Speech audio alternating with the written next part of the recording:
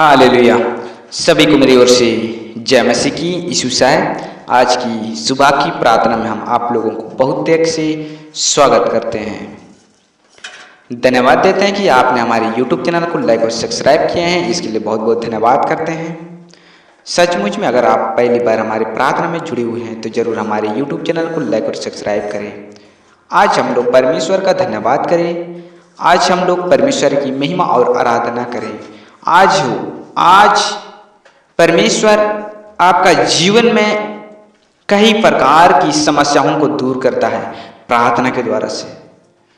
कई लोग आज हम लोग पाए जाते हैं कि कई प्रकार की बातों से, कई प्रकार की समस्याओं से प्रार्थना करने नहीं कर पाते हैं।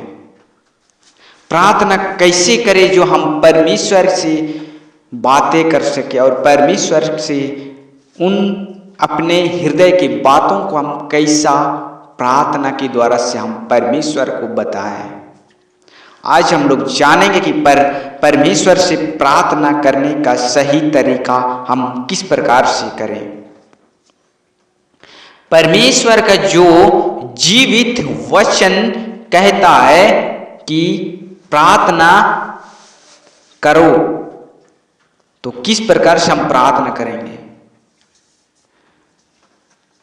सचमुच में जब हम लोग परमेश्वर का जो वचन को हम लोग देखेंगे तो परमेश्वर का जो जीवित वचन मत्ती रचित सुसमाचार के अंदर में हम लोग पाए जाते हैं। प्रभु कहता है कि परंतु जब तू प्रार्थना करे तो अपनी कोठरी में जा और द्वार बंद करके अपने पिता से जो गुप्त में है प्रार्थना कर, तब तेरा पिता जो गुप्त में देखता है तुझे प्रतिफल देगा। हालेलुया। परमेश्वर का जो जीवित वचन के अंदर में हम लोग देखते हैं कि प्रभु यीशु कहता है कि जब तुम प्रार्थना करोगे, जब तुम प्रार्थना करने के लिए बैठोगे तो परमेश्वर का वचन कहता है कि अपनी कोठरी में जा। जिस जगह में आप प्रार्थना करते हैं, जिस जगह में आप विनती करने का स्थान बनाया है, उस जगह में जा कहता है। वचन हमें बताता है कि द्वार बंद करके अपने पिता से गुप्त में प्रार्थना कर। सचमुच में कि अनेक लोगों की तरह नहीं, अनेक जातियों की तरह की नहीं बकबका दिया जाए कि जोर जोर से हल्ला करके प्रार्थना करें। परमेश्वर का वचन यह भी कहता है कि प्रार्थना करते समय अन्य जातियों के समान बकबक ना करो। हालेलुया।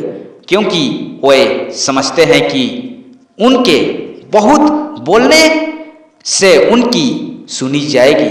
ये चीज कई प्रकार हम सोचते हैं। और जिस जगह में हम लोग, जहां पर आप गुप्त की प्रार्थना को रखते हो तो गुप्त की तरह ही आपको बोलना है। और जहां जिस जगह में चिल्ला चिल्ला के प्रार्थना करने का जगह है, उसी जगह का अनुसार आप जोर जोर से प्रार्थना कर सकते हैं।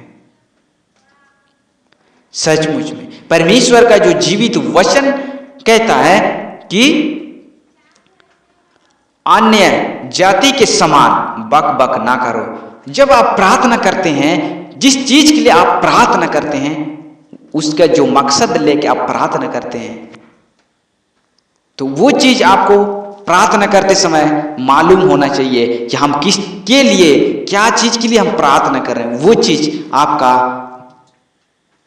दिमाग में चलना चाहिए। अगर आप अभी इस जगह के लिए प्रार्थना कर रहे हैं और आप दूसरे जगह के लिए प्रार्थना कर रहे हैं, ये चीज आपका माइंड में रहना चाहिए कि आप किसके लिए प्रार्थना कर रहे हैं और क्या चीज के लिए प्रार्थना कर रहे हैं। वो चीज आपका जीवन में होना चाहिए कि अब हम बीमारियों के लिए प्रार्थना कर रहे हैं और दूसरे चीज के लिए प्रार्थना कर रहे हैं। वो उस प्रकार से हम परमेश्वर की धन्यवाद कई लोगों को पाए जाते हैं।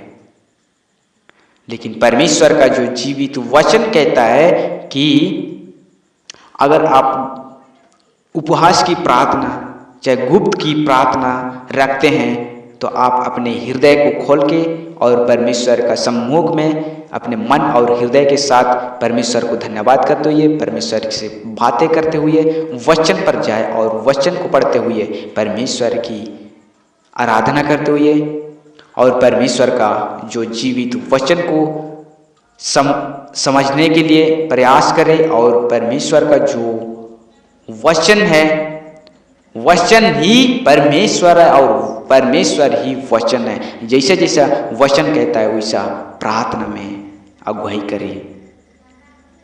सो परमेश्वर इन वचन के द्वारा से परमेश्वर आप सबों को बहुत से आशीष मिले। आमीन। सभी को मेरी ओर से जय मसीह की। यीशु साहब।